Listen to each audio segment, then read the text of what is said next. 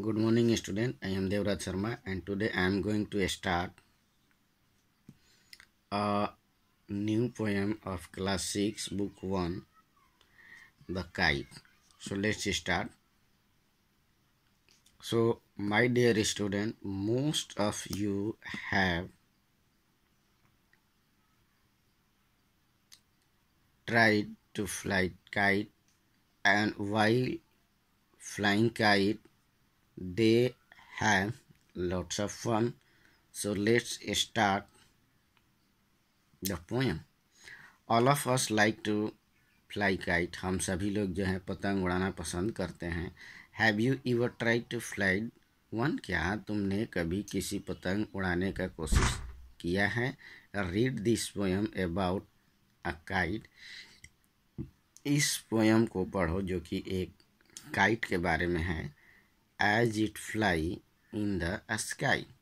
जब ये आसमान में उड़ती है.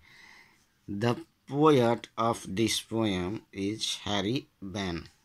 So, come. How bright on blue. Here, student, blue means a sky. This word is used due to the color of a sky.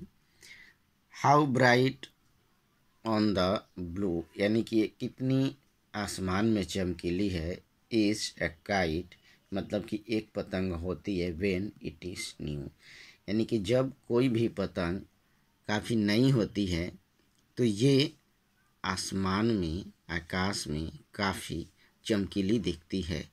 with a dive and dip. Here student, dive and dip means to come up and down or to go up and down. Dive means also to crack or dive means also to plunge. So with a dive and a dip, यानी कि जब ये पतंग कभी ऊपर जाती है कभी नीचे आती है. इट स्नैप्स, ये जो है तोड़ती है. ब्रेक. स्नैप्स इट्स टेल, ये अपनी पूँछों को स्नैप करती है, पटकती है, फड़फड़ाती है, बजाती है. Then soars like a ship. soars means to go. फिर आगे की तरफ बढ़ती है. like a ship, जैसे कि पानी का जहाज आगे की तरफ पानी में जाता है, वैसे ही ये पतंग भी आगे की ओर जाती है. with only a shell. Here student, shell means a part of ships that is made of clothes or turpentine, or in Hindi we can say tirpal, that is used to move ship in water with the pressure of wind. यानी कि हवा के दबाव के साथ बहाने के लिए, यानी कि जहाज को ले जाने के लिए इसका इस्तेमाल किया जाता है. सेल को हिंदी में पाल बोला जाता है. वो as over tide of wind it rides. So students, as over tide, जैसे कि ये tide means the flow of water in original, but in this poem it is the flow of air. यानी कि जैसे जैसे हवा का बहाव बढ़ते जाता है ऑफ विंड, इट राइड्स, ये ऊपर की ओर चढ़ती है. ऊपर. राइड मीन्स क्लेम्स, ये ऊपर की तरफ चढ़ती है. Climbs to the crest. Crest means top, यानी कि बहुत ऊपर चढ़ते जाती है, ऊपर की ओर और ऊपर चढ़ते जाती है. Of A gust and pools.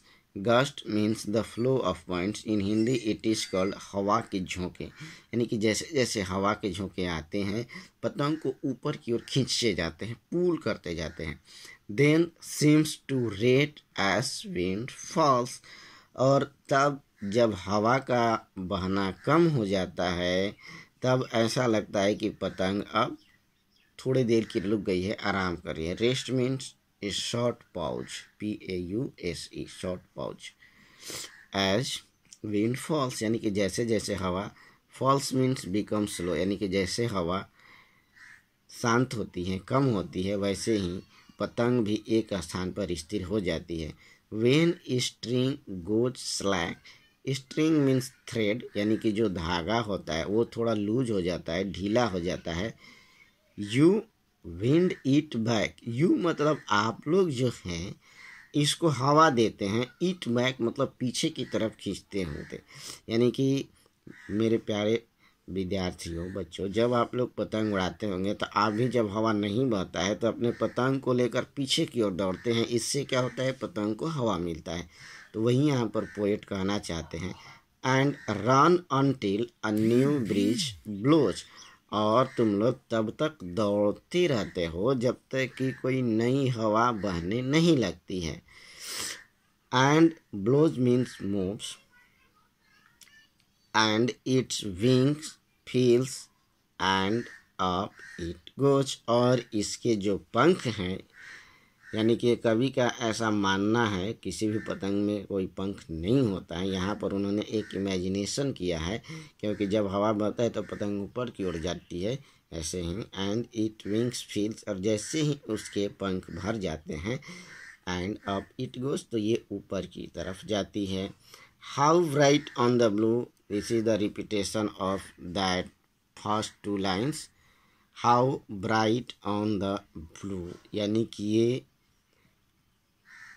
Is a kite when it, मतलब कि एक नई पतंग, जब एक पतंग जब नई होती है तो आसमान में कितनी चमकीली होती है, कितनी चमकती रहती है। But a ragged things, ragged means dirty अर्स, बेकार चीज, टुक चीज, things you never will see, जिसे कि तुम कभी नहीं देखे होगे या देखना नहीं चाहोगे।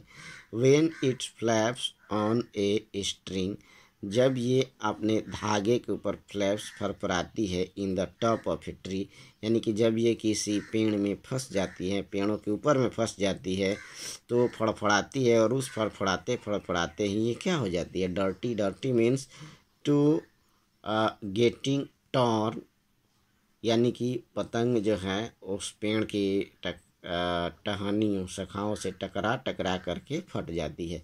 That is called a रेगेडियर thing, यहाँ पर वही रेगेडियर थिंग बोला गया है। So students, here's your poems comes to and I think you must have understood this poem. So, thank you. Have a nice day.